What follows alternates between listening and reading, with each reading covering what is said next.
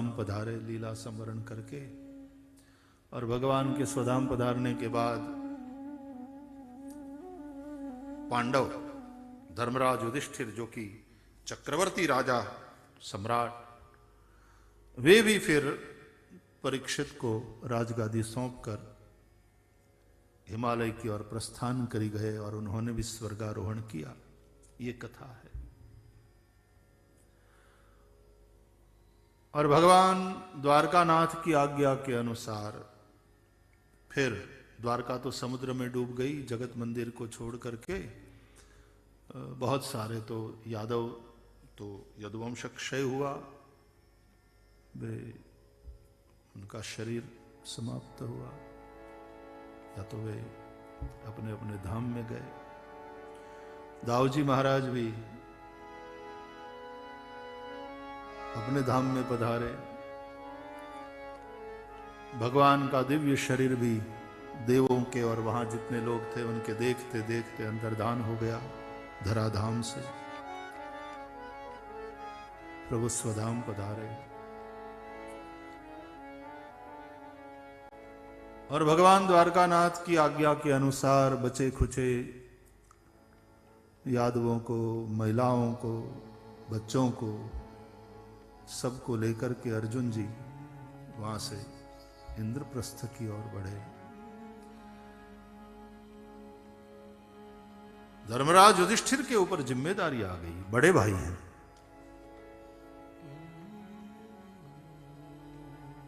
उन्होंने अनिरुद्ध के पुत्र वज्रनाभ को माथुर देश का अधिपति बनाया। कहा कि बेटे आप यहीं रहो, यहीं बसाओ सब, क्योंकि ये आपका ओरिजिनल स्थान है। कभी कभी हम वतन के गांव को छोड़ करके कहीं और अपनी जिंदगी बसा लेते हैं दूसरी जगह जाकर के, वहां समृद्धि भी होते हैं, बहुत समृद्धि, सोने की नगरी बन जाती है। लेकिन फिर परिवर्तन तो प्रकृति का नियम है। फिर कुछ ऐसी घटना भी घट सकती है कि आसमान से सीधे हम धरती पर आ जाते हैं, फिर से एक बार सब कुछ खत्म हो जाता है। और जो बना है वो बिगड़ेगा, जो बनाया है वो समाप्त होगा। परिवर्तन प्रकृति का नियम है। जिसकी समृद्धि की तुलना नहीं थी भारतवर्ष में, ऐसी द्वारापुरी समुद्र में डूब गई।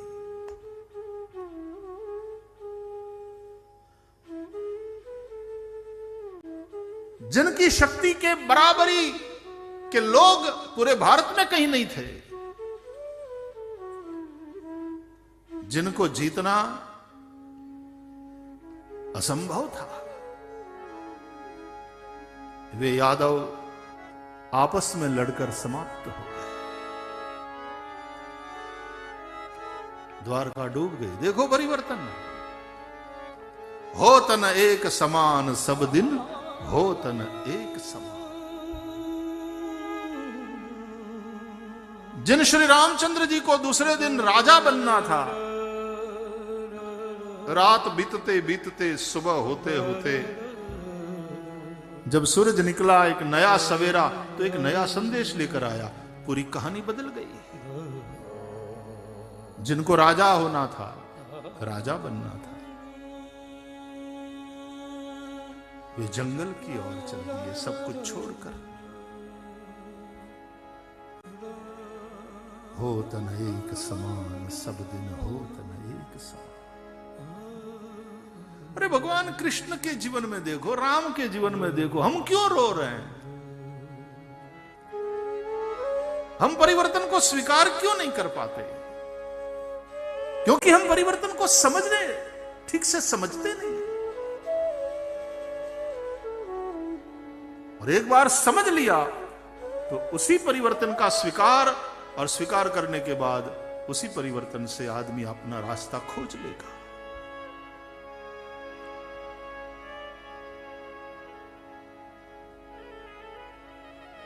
बदली हुई दुनिया में फिर अपना नवनिर्माण करने में आदमी लग जाएगा। युधिष्ठिर ने भी करना पड़ा। कितनी बार वन में गए,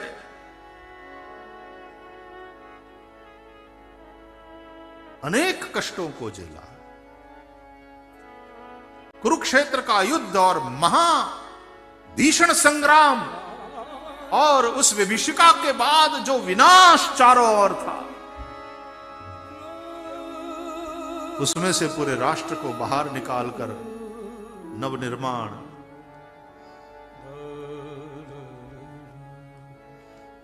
राष्ट्र की पुनः प्रतिष्ठा हो, उस और बढ़ गए। और अंत में हम मनुष्य है, असर तो होता ही है हमारे दिलो दिमाग पर। युधिष्ठिर के दिलो दिमाग पर भी असर हुआ, विषाद से गिर गए। ये भागवत में कथा आती है प्रथम स्कंद में। और तब पितामह भीष्म ने उपदेश किया है युधिष्ठिर को। हम इंसान हैं, ऐसी परिस्थितियों में कभी कभी हम टूट जाते हैं, स्वाभाविक है। कभी हम हताश हो जाते हैं, निराश हो जाते हैं, स्वाभाविक है। लेकिन फिर उसमें से उठना, फिर आगे बढ़ना। कोई कृष्ण मिल ही जाता है अर्जुन को, कोई भीष्म तैयार ही है युधिष्ठिर के विषाद को दूर करने के लिए। इसलिए जिंदगी में कोई एक ऐसा आश्रय रखो कि ऐसी परिस्थिति में जो हमको संभाल ले, जो हम नहीं देख सकते, वो ज्ञानी पुरुष अपनी आंख से, अपनी दृष्टि से उसको देखे।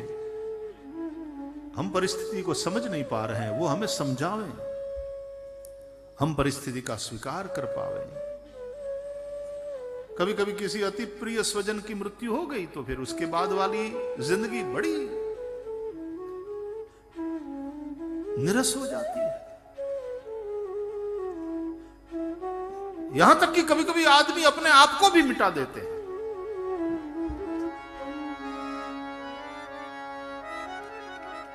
ऐसा तो नहीं करना चाहिए कि आत्महत्या को सभी शास्त्रों में बड़ा महापाप बताया गया। अब मैं क्या कहूं, आप लोग फिर देखो, कोई डर करके अन्यथा सोचने मत लगना, ठीक है? लेकिन धर्मशास्त्रों में आत्महत्या करने वाले की अंतिम क्रिया और श्राद्ध इत्यादि भी नहीं होता, ये मना किया गया। बोलो,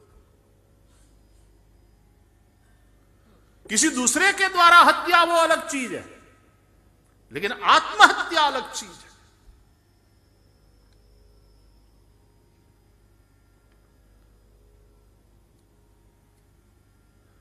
कराने वाले को भी दोष लगता है, मतलब ये फिर श्राद्ध आदि ना, उसका कुछ नहीं होता।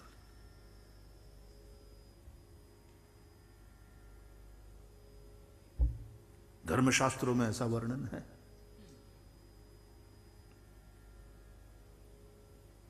अब जो लोग कथा सुन रहे हैं उनके मन में फिर बहुत सारा, क्योंकि ऐसा कई जगह होता है, तो फिर वो और चिंतित हो जाते। मुझे याद है एक माई, ये सांदीपनी में भी आती थी कई बार, शायद आसपास में ही कहीं रहने वाली होंगी। तो शायद उनके बेटे ने आत्महत्या कर ली थी। इतनी व्याकुल थी वो माता।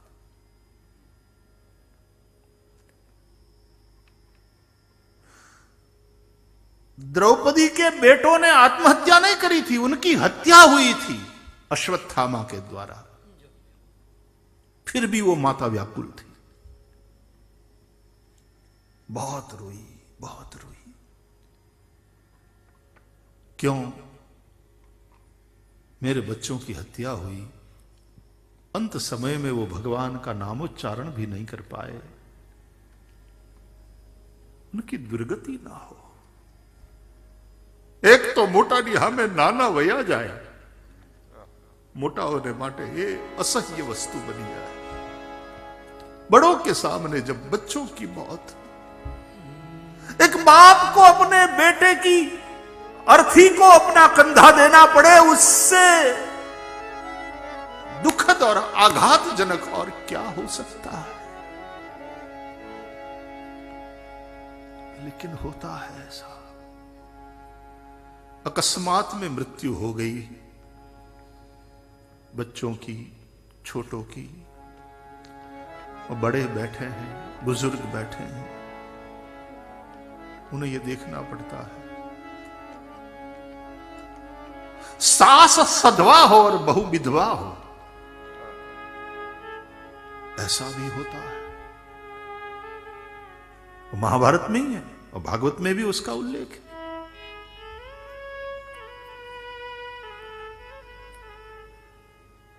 द्रौपदी सधवा सौभाग्यवती, सुभद्रा सधवा सौभाग्यवती, और उत्तरा विधवा, बहु विधवा, सास सौभाग्यवती।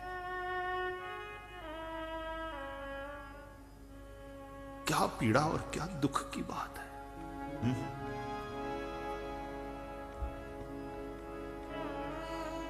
और याद रहे, इन लोगों ने श्री कृष्ण का दर्शन किया है, श्री कृष्ण की कृपा इनको मिली है। अरे ये बहन सगी बहन है श्री कृष्ण की।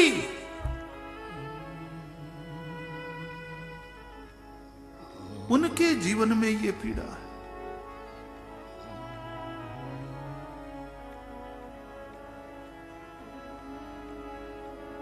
लेकिन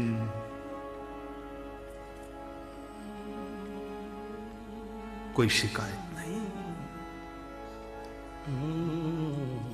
न उत्तरा की कोई शिकायत श्री कृष्ण को। विधवा और सगर्भा, और फिर उसके गर्भ को भी मिटाने के लिए लोग तुले हुए हैं। जब अश्वत्थामा ने ब्रह्मास्त्र छोड़ा उसके गर्भ का नाश करने के लिए, तो दौड़कर आती है द्वारकाधीश श्री कृष्ण के शरण में, कहती है मां में गर्भो निपात्यता, मेरी मृत्यु भले हो जाए, मेरे उदर में जो बालक है उसकी रक्षा करो प्रभु। आपकी कृपा इस वंश को प्राप्त है, इस वंश को आगे बढ़ाने वाला ये बालक मेरे उदर में, उसकी रक्षा करो। बात बड़ी महत्वपूर्ण है। उत्तरा ने यह नहीं कहा कि आप अश्वत्थामा को खत्म कर दो, ये बहु नड़े से हमने है ना उपाड़ी लियो आ दुनिया माथी प्रभु। આવી કોઈ વા प्रार्थना उत्तरानी नहीं। बस वही पर भूमिका स्पष्ट होती है, प्रकट होती है, हम क्या है।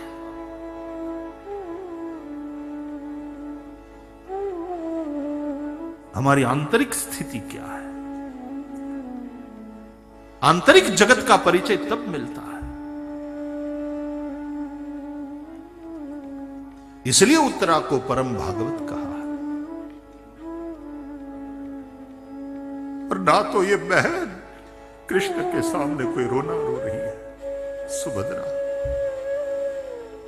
तू द्वारकाधीश है, लोग तुझे भगवान कहते हैं, परात्पर ब्रह्म कहते हैं, और तू अपनी बहन के आंसू को कैसे देख पाता है। भैया क्या तू अपने भांजे को बचा नहीं सकता था? भैया तुम तो वहीं थे ना कुरुक्षेत्र के युद्ध में, तुम्हारे होते हुए ये हुआ।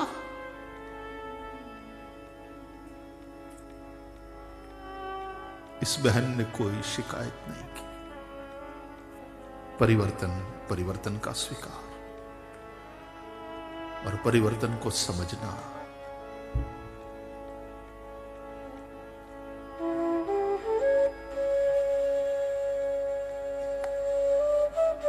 और सुभद्रा की सासू कुंता जो बुआ लगती है कृष्ण की,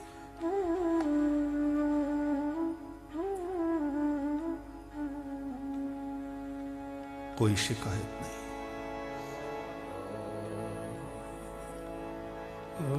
विपदः सन्तु नः शश्वत्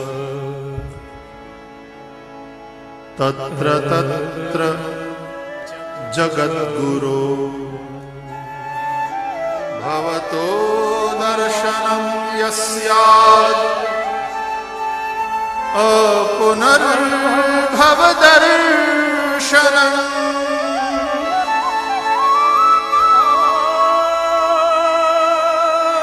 अपनी इस बुआ की झोली को विपत्तियों से भर दो विभो।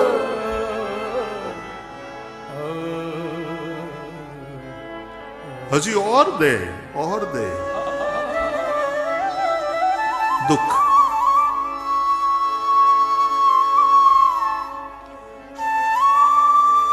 न हम हारे हैं न हारेंगे, न हम टूटे हैं न टूटेंगे, तेरा सहारा है। बस तू साथ है तो सब कुछ सही है, लेकिन कृष्ण तुम्हारा वियोग असह्य। कृष्ण नाम कह लीजे, कृष्ण नाम कह लीजे, कृष्ण नाम कह लीजे, कृष्ण नाम कह लीजे, कृष्ण नाम रस बहो जात है, कृष्ण नाम रस बहो जात है, कृष्णवंत वह पीजे, कृष्ण नाम कह लीजे। कई लोगों के जीवन में तो देखते हैं कि ऐसी ऐसी घटना घट जाती है आघातजनक, फिर भी भरोसा दृढ़ અને કેવું જીરવી જાય મારા વાલા, પ્રણામ કરવાનું મન થાય એને, એની સહનશીલતાને, એની સમજદારીને, એના ભરોસાને, ભગવાનમાં એનો ભરોસો, એની ભક્તિ, એની સ્થિરતાને પ્રણામ કરવાનું મન થાય।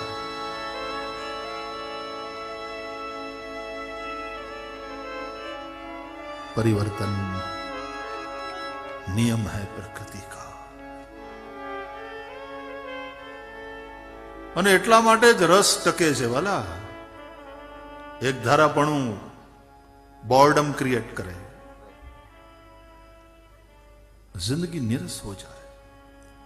परिवर्तन तो होता ही रहता, होना ही चाहिए, चाहे वो परिवर्तन अच्छा लगने वाला हो या मन को न भाने वाला हो, या मन को लुभाने वाला हो या मन को न भाने वाला हो, लेकिन परिवर्तन होता रहता है, होना ही चाहिए, अच्छा है।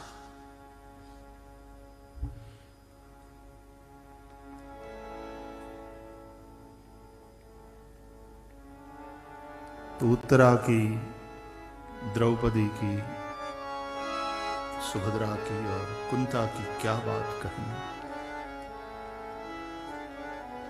पांडवों की क्या बात कहें, खुद श्री कृष्ण के जीवन में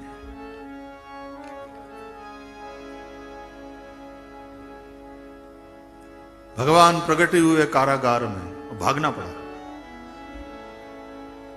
कारागार को तोड़कर गोकुल व्रज गए। व्रज में सतत संघर्ष, फिर व्रज छोड़कर मथुरा, फिर मथुरा में इतने वर्ष का संघर्ष, और एक समय ऐसा है कि मथुरा भी छोड़ना पड़ा। वैसे कृष्ण ने ही यादवों को लेकर मथुरा छोड़कर के द्वारका की ओर प्रस्थान किया, द्वारका बसाया, ऐसी बात नहीं। उसके पहले कंस के त्रास के चलते बहुत सारे यदुवंश ही मथुरा, माथुर देश को छोड़ करके भारतवर्ष के अन्य प्रांतों में जाकर के बस गए थे। बहुत अन्य प्रांतों में यादव सब जगह मिलते हैं, और श्री कृष्ण ने वहां जहां जहां यादव बसते हैं फिर यात्रा करिए, क्योंकि जिस समय कंस को मारा भगवान ने, कंस का उद्धार किया, और फिर जरासंधादि राजाओं के साथ जो ठन गई, उन्होंने जो वैर किया और फिर बार बार जो आक्रमण करते रहे, वो यहां तक कि यवनों के साथ मिल गए, काल यवन उस जमाने में भी थे।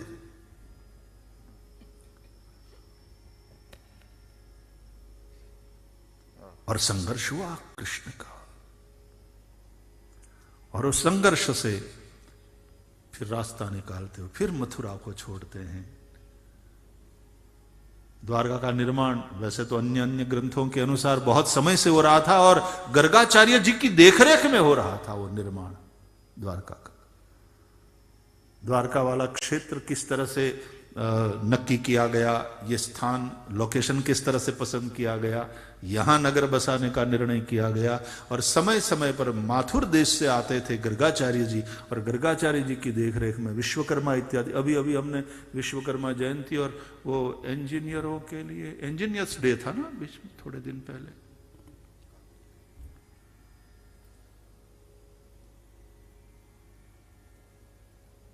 अद्भुत द्वारका नगरी बसाई।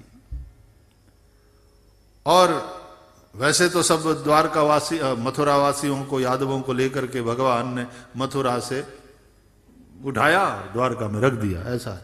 भागवत में भी वो वर्णन है नहीं कि किस रास्ते से, किस मार्ग से गए मथुरा से द्वारका, लेकिन अन्य ग्रंथों में मिलता है ऐसा वर्णन कि मथुरा से भी सभी माइग्रेट नहीं हुए, कुछ कुछ लोग मथुरा में रहे, बाकी वाले यादवों को लेकर के भगवान फिर किस रास्ते से, किस तरह से द्वारका पहुंचे, अन्य पुस्तकों में, ऐसे ग्रंथों में उल्लेख मिलता है।